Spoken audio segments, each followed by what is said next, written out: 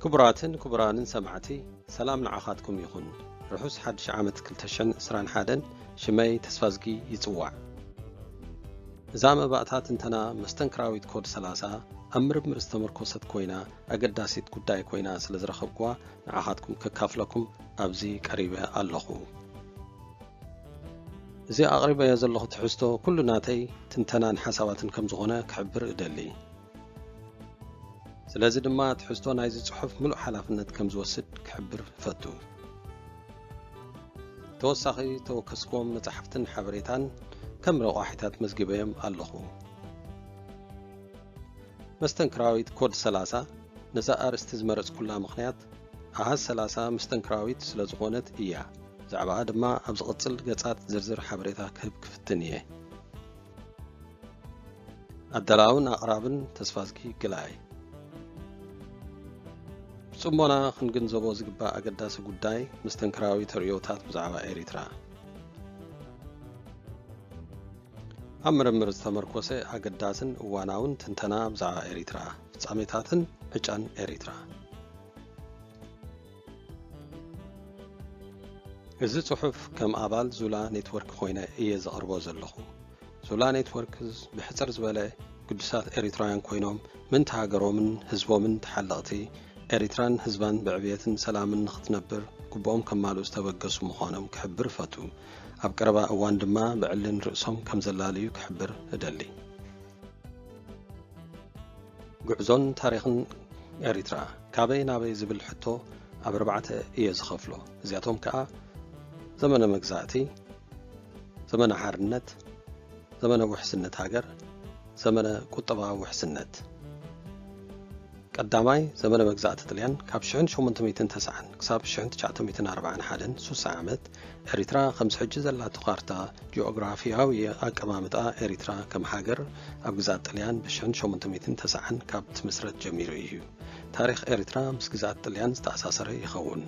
كارتا إريتراون كابزكزي يسجمر دغونا جن كم حزبي استفلاليو أسمات نوح زمانات أبز خبابي نبارو خوينو خمس أنحة بخالوت بعداويان ورارات أم مجزات 5 نبرة تاريخ متصحفتي مسكبو حدا خبطو أسماتون مدر بحري كم زنبرة ينقر دحرزي إريترا تحت إنجليز نعسرت عمد دحر مزراح شعنت شعتميتن سوسان حادن كسب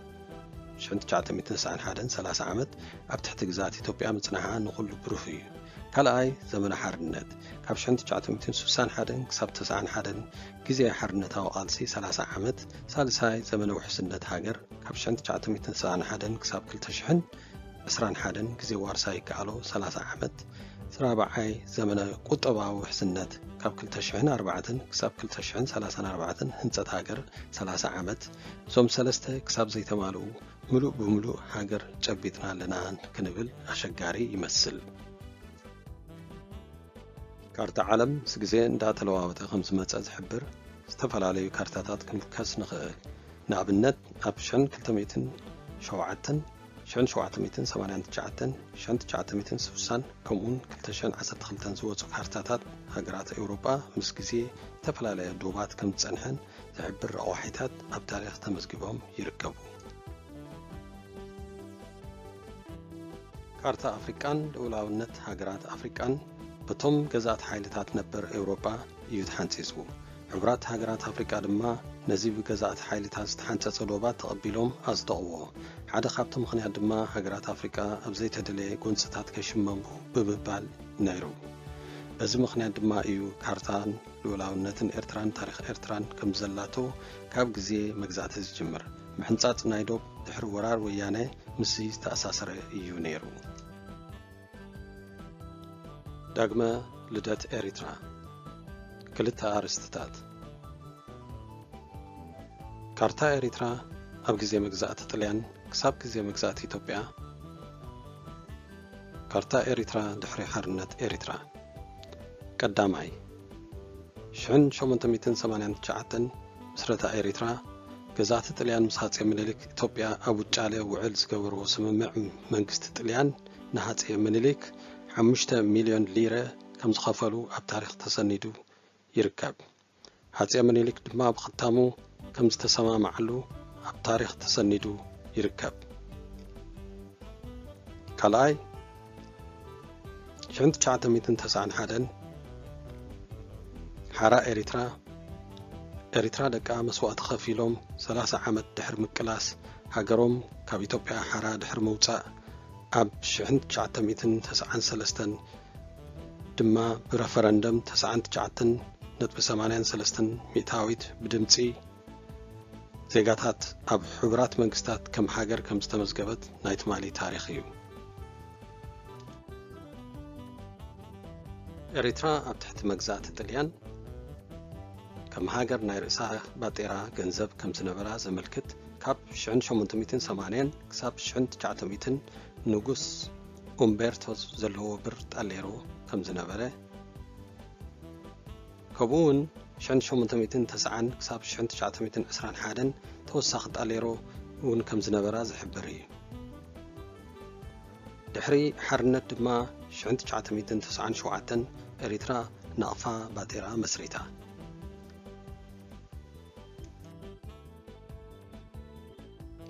ጊጎይ መረዳእታ ብዛዕባ ኤሪትራ 1958 ክሳብ 2018 ተጋድሎ ሓርነት ካብ ዝምስረት ጀሚሩ ክሳብ ወያነ ንመቐለ ዝጥረዝ ሓያላን ዓለም ጸላእቲ ኤሪትራ ዝተፈላለየ ቅጽል ኣስማት እንዳሃቡ ጸለመ ኣንጻር ኤሪትራ ንሱሳ ዓመት ኣካይዶም ንዓለም ብዛዕባ ኤሪትራ ጊጎይ ርድኢት ክህልዎም ዓብይ ተራ ተጻዊቶም 2018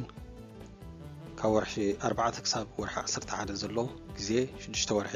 ወያነ ምስ ተጠረዘ ግን ኣብ 6 ወርሒ ድማ ናይ ዓለም ኣረኣእያ ተለዊጡ ሳንክሽን ምልዓል ንኤርትራ ናይ ሰላም ደሴት ብምጽዋዕ ቃላቶም ከዓጽፉ ተራእዮም። ናይዚ ጸለመ ቀንዲ መሳርሒ ዝነበሩ ዲጂታል ወያነ ኣቃጣሪ አልጀዚራ ቢቢሲ ትግራይ ዓብይ ተራ ይጻወቱ እምበር መግዛእትን ህዝብን ኤሪትራ ብስቕቶኦም ንጸላእቶም ስዒሮም በትሪ ሓቂ ቀጢኑ እምበር ኣይተሰብረን።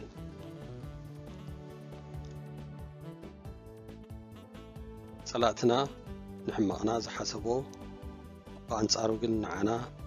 ምርቓ ትንቢታዊ ፍጻሜ ኮይኑ እዩ ተረኺቡ።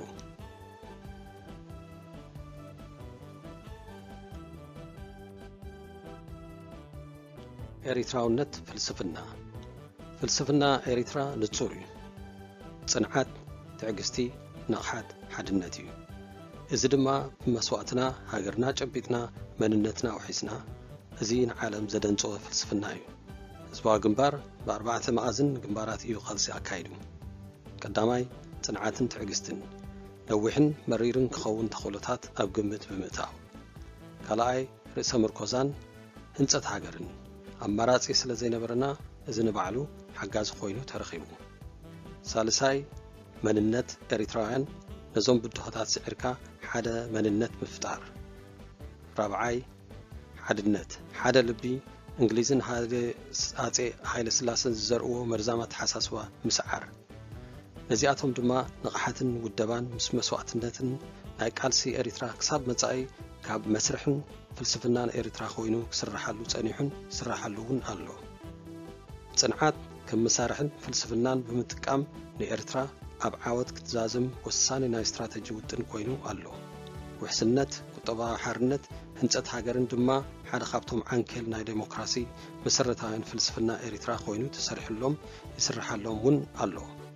ምስ እዚ ዝተተሓሓዘ እውን ካብ ካልእ ተጸባየ ዘይምዃን ብርእስኻ ምትእምማን ርእሰ ምርኮዛ ከም ፍልስፍና ኣብ ቃልሲ ዘጥርናዮ ሓደ ካብቲ ዓንዲ መሰረት ፖሊሲን ስትራቴጂን ኤሪትራ ኮይኑ ተሰኒዱን ኣብ ማሕበረሰብና ሰሪጹን ይርከብ። ህዝባዊ ግንባር ካብ ቃልሲ ጀሚሩ ኤሪትራዊ መንነት ኣብ ውሽጢ ነፍሲ ወከፍ ዜጋ ብንቕሓት ኣብ ርእሲ ከም ዝሰርጽ ብምግባር ብጽንዓትን ርእሰ ተኣማንነትን ቁጠባዊ ሓርነትን ከም መደብ ብምጥቃም መስዋዕቲ ከፊሉ ንህዝቢ ኤሪትራ ዓወት እውን ኣጨቢጥዎ።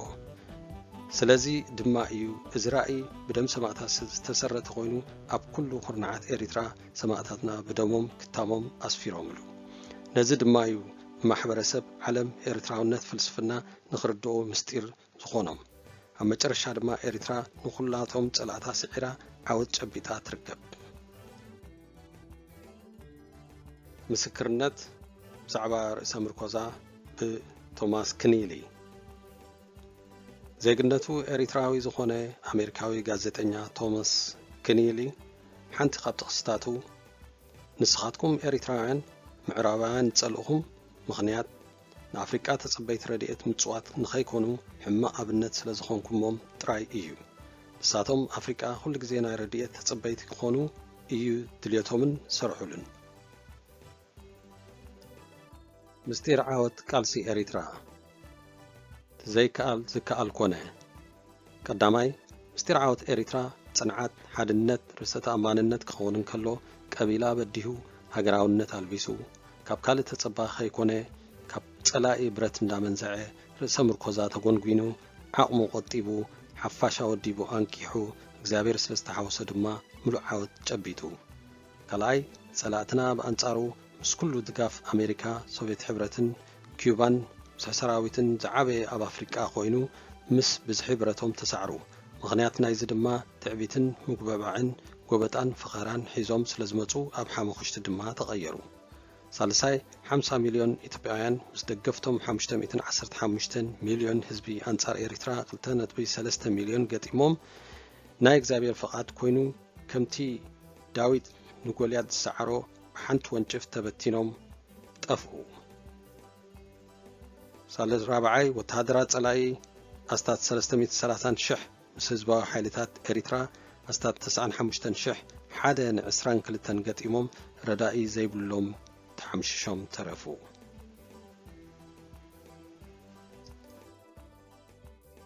ንኹሉ ምኽንያት ኣለዎ። ወይልኡ ነዛ ሃገር ነዛ ዘውዲ ስትንክያ ቃል ኣቦና ወልደ ኣብ ወልደ ማርያም መስተንክራዊ ፍልስፍና ኤሪትራ ዓቕሊ ምጽማም ትዕግስቲ ብዘይ ውግዕ ዓወት ከም ንርኢ ሓጊዙና። ኣይ ኩናት ኣይ ሰላም ጸላእቲ ኤሪትራ ከረብርዋ ዝሓሰቡ ኤሪትራ ብትዕግስትን ምጽማምን ስለ ዘረብረበቶም ዓቕሎም ተጸንቂቑ ተሃወፁ ተገምጢሉ ኣጽነቶም። እዚ ድማ በቲ ነቕ ዘይብል ሓላፍነት ዝስምዖ መሪሕነትን ጽንዓትን ሓድነትን ህዝብና ኣምላኽ ስለ ዝተሓወሶ ስዕረት ናይ ህዝቢ ኤሪትራ ኾነ። ጸላእቲ ብኣንጻሩ ምስ ኩሉ ዓቕሚ ብረቶም ሓገዝ ካብ ዓለም እውን ከምኡውን ሕብራት መንግስታት ቀባሪ ዘይብሎም ተደምሰሱ።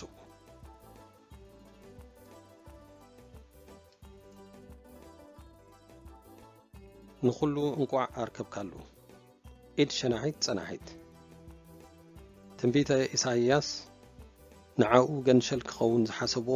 ንርእሶም ኣብ ማዕሙቕ ተደርበዩ ይብል። ነስተውዕል ደቂ ሃገር ንዓርበኛ ተጋዳላይ ኢሳይያስ ኣፈወርቂ ንምእላይን ህዝቢ ኤሪትራ ንምንብርካኽን ዝኣለሞ ውዲት ፈሺሉስ ናብ ጸላእቲ ተገምጢሉ ኤሪትራ ከይተዋገት ብዓወት ዛዚማቶ። እዚ መስተንክራዊ ውዲት ናይ ሰብ ሓይሊ ጥራይ ከም ዘይኮነ ዝሕብር ምልክት እዩ። ኢጋድ፣ ወያነ ኢትዮጵያ፣ የመን፣ ሱዳን፣ ሶማልያ ኣብ ሰንዓ ፎረም ዝኣለሞ ሽርሒ ተበቲኑስ መራሕቶም ሓደ ብሓደ ተመንጢሎም ሓሊፎምን ወያነ ምስ ጭፍርኣ ተደምሲሳ። እዘን ሃገራት ተገምጢለን ናይ ኤሪትራ መኽርኺ ቐስማ ኣስመራ ይመላለሳ ኣለዋ። ኢድ ሸናሒት ጸናሒት እተን ዝዓበያ ስትራቴጂካዊ ጌጋታት ወያነ ቀዳማይ ንጹር ራእይ ዘይምንባር ወያነ ካብ መሰረቶም ትግራይ ሓራ ንምውፃእ ድሕሪኡ ኸዓ ኢትዮጵያ ነጥቕሞም ብስርቅን ምምሕዳር ዓባይ ትግራይ ምምስራት ኣብ ውሽጦም ድማ ሓድነት ይኹን ንጹር ራእይ ስለ ዘይጸንሖም ካብ ጌጋታቶም ድማ ክመሃሩ ስለ ዘይከኣሉ ድሕሪ 27 ዓመት ወያነን ኣተሓሳስቡን ኣብ ውሽጢ 3 ሰሙን ተደምሲሱ። ካልኣይ ሕልሚ ዓባይ ትግራይ ልኡላውነት ኤሪትራን ኢትዮጵያን ደፊርካ ንዕቕካ መሬት እንዳማትካ ቆርሚምካ ዓባይ ትግራይ ክትምስርት ምሕሳብ ሕልሚ ጥራይ ዘይኮነስ የዋህነት እውን እዩ። እዚ ሓደ ካብቲ ዝዓበየ ጌጋታት ወያነ እዩ። ሳልሳይ ዓንቀጽ 39 መሰል ርእስ ውሳኔ ክሳብ ምግንጻል ዝብል ፍልስፍና ሓደገኛ ከምኡን ድሕሪ ዝኾነ ኣተሓሳስባን ወይ ፍልስፍና እዩ። ራብዓይ ዓብይ ክሕደት ኣብ ህዝብን መንግስትን ኤሪትራ ዝፈጸምዎ ኣብ ታሪክ ጸሊም በሰላ ንህዝቦም ገዲፎምሎም ከይዶም ኤሪትራ ዝመበቆሎም ኢትዮጵያውያን ዜጋታት ብምኽንያት መበቆሎም ፈንጂ ኣብ ዘለዎም መገድታት ብእግሪ ክጓዓዙ ምግዳድ ካብ ገዝኦምን ንብረቶምን ምፍንቓል ታሪክ ይቕረ ዘይብሎ ዓብይ በደል ኤትኒክ ክሌንሲንግ ተፈጺሙ ዘየድሊ ውግኣት ብሰበብ ባድመ ካብ 1998 ክሳብ 2000 ኣማኢት ኣሽዓት ወታደራቶም ተሰዊዮም ህዝቢ ኤሪትራ ብሳንክሽን ንዓመታት ክሳቐ ምግባር ኣይ ሰላም ኣይ ውግእ ፈጢርካ ንዓመታት ንኤሪትራ ምንብርካኽ ምፍታን ንመንእሰያትና ካብ ኤሪትራ እንዳውፃኻ ዘየለ ተስፋታት እንዳሃብካ ንሃገር ክተጽንት ኣብ ሂዩማን ትራፊክን ምውፋር ኣብ ሰሃራን ኣብ ሊብያን ክጸንቱ ምግባር ታሪክ ይቕረ ዘይብሎ ዓብይ በደል እዩ ሓምሻይ ግዙኣት ሓያላን ምዃን ሓደ ካብቲ ናይ ውድቀቶም ዓበይቲ ስትራቴጂካዊ ጌጋታት እዩ ነይሩ ሓያላን ይጥቀሙልካ ኣገልግሎትካ እንተደኣ ኣብቂዑ እሞ ንረብሖኦም ዝሕግዝ እንተደኣ ዘይኮይኑ ይተፍኡኻ ካብ በዓል ሳዳም ቀዳፊ ታሪክ ክንምሃር ንኽእል ተፈጸመ መርድእ ሞት ወያነ ሓፂር ታሪክ ህይወት ወያነ ብ1975 ኣብ ደደቢት ተወሊዱ ብሻዕብያ ዝተባህሉ ወለዲ ተኣልዩ ተሓብሒቡ ኣብ ዓቕሚ ኣዳም ምስ በጽሐ ነቶም ዝሓብሓብዎ ብኻራ ክሓርዶም ኢሉ ተበገሰ በቲ ዝገበሮ እግዚኣብሔር ተቆጥዖ እሞ ቁጥዓ እግዚኣብሔር ድማ ኣብኡ ወረደ ዝወረዶ ማህሰይቲ ድማ ኣብ 45 ዕድሚኡ ኣብ ወርሒ 11 2020 ካብዛ ዓለም ደደብ ኮይኑ ቀባሪ ዘይብሉ ብኣእምራ ተኣርዩ ሞይቱ ተረኽበ ንወያነ ሻዕብያ ፈጢራታ ሻዕብያ ድማ ኣጽዲፋታ መንግስቱ ኃይለማርያም ወያኔን ምሳሌ ብቻ ሳይሆን ሱሪም ያስታጠቀውም ሻዕብያ ነው ይብል ሻዕብያ ንወያነ ስረ ኣዕጢቅዎ ስሪኡኻ ኣፍቲሕዎ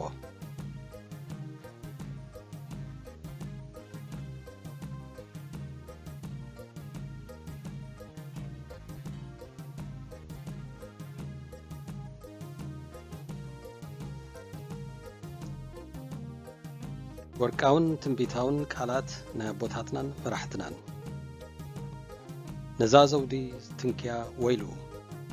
ኣቦና ወልደ ኣብ ወልደ ማርያም ቃልስና ጠጠው ከነብል ተደኣ ተደልዩ ኢትዮጵያ ባንዴራኹም ተውርዱ ባንዴራና ድማ ተሰቕሉ ኣቦና ሓምድ እድሪስ ዓዋተ ንሕና ንምጽወታን ትኳቦን ኢልና ኣብ እግሪ ዝኾነ ይኹን ወገን ኣይንምብርካኽን ሓርበኛ ተጋዳላይ ኢሳያስ አፈወርቂ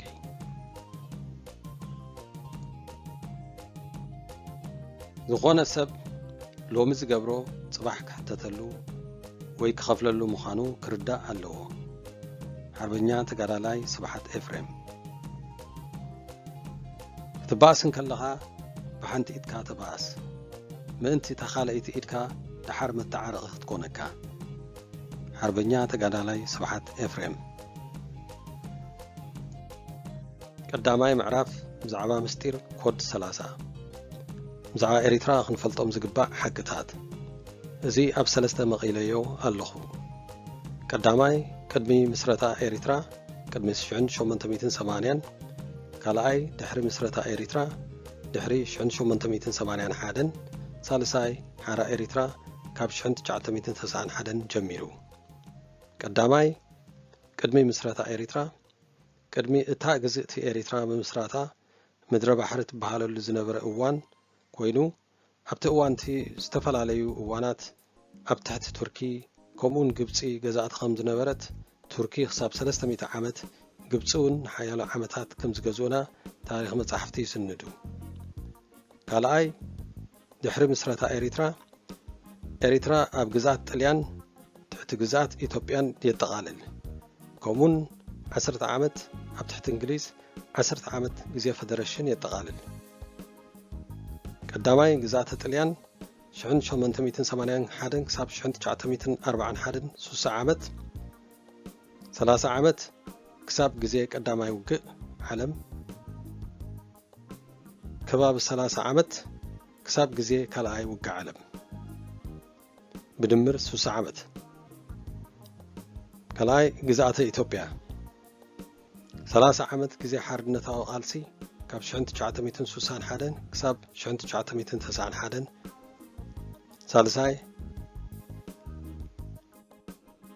ثالثاي كفال حارة إريترا كاب شنت 991 جميرو قداماي زمن حرنت كاب شنت 961 كساب شنت 991 30 عامت زمن وحسنت هاجر كاب شنت 991 كساب 2021 30 عامت ثالثاي زمن قطباوي حرنت وي وحسنت كاب 2011 إرترا جي دي بي 8.7% كبز بللو كساب 2041 30 عامت مجزات طليان كاب 881 كساب 911 قداماي كفال 30 عامت مجزات طليان كلاي كفال كاب 911 كساب 941 30 عامت بدمرو 60 ملو حرنت هاجر مرققات كاب 961 كساب 991 حرنت وقالسي 30 عامت كاب 991 كساب 2021 وحسنت هاجر 30 عامت بدمرو 60 رسام الكوزا 974 كساب 2004 30 عامت مهنات هاجر جرحو حزبا جنبار كاب 2004 كساب 2034 30 عامت بدمرو 60 كلتا تجعته حدا أهجراوي مأتوي قصر سلكي تليفون ناب إريترا نا إريترا زبلة كل ترجم له كلتا هيمانوت تجعته بيرات حدا لبي حنت هاجر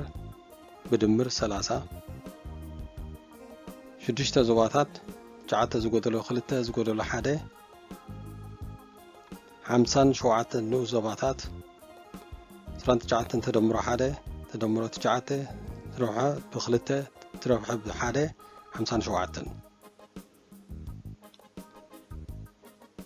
سرانت جعتن تدمرو حدا هون 3 زمن حرنت شنت 961 كساب شنت 991 تجعته روحو بخلته تدمرو حدا 20 شوعتن زمن ويانه كاب شنت 991 كساب 2018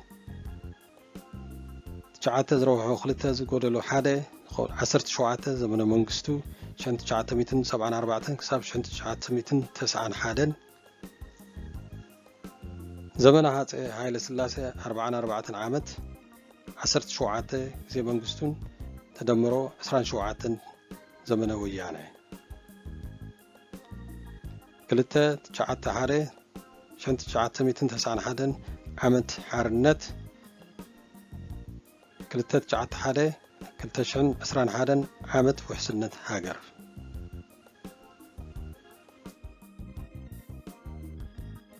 ويلو نزا هاجر ستنكيا نإريترا ستنكيا كارمات ديو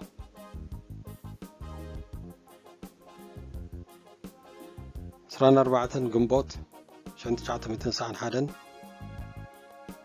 معلناتنت إريترا سران 4 جنبوت شنت 959 US سكرتري جون فوستر نإريترا نإثيوبيا فيدريشن زركبا بسران 4 جنبوت بكانسر مويتو شنت 952 حد انجليز نقوس جورج شدشادشاي بكانسر كثيرة شنت 952 انجليزن امريكان نإريترا فيدريشن إثيوبيا أركبنا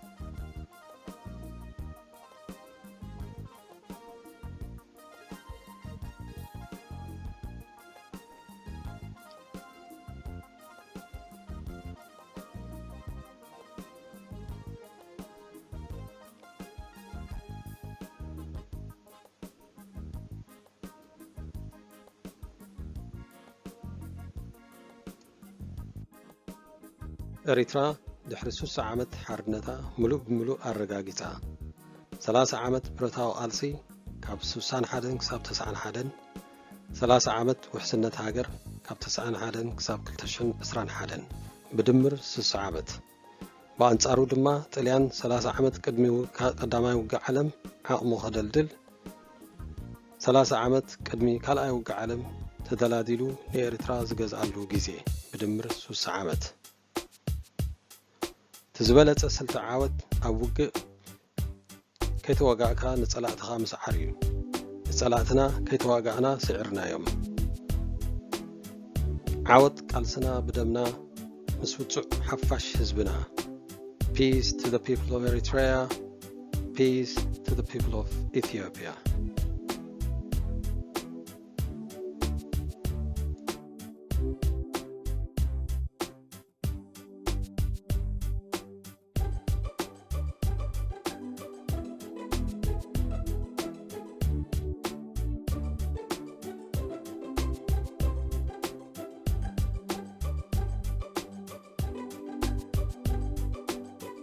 ዘለዓለማዊ ክብሪ ንስዋኣትና ኤሪትራውያን ሓድነትና ይጽባቕ ኢና ኣብ ካልኣይ ምዕራፍ ክሳብ ንራኸብ ሰናይ ቅነ ዓወት ንሓፋሽ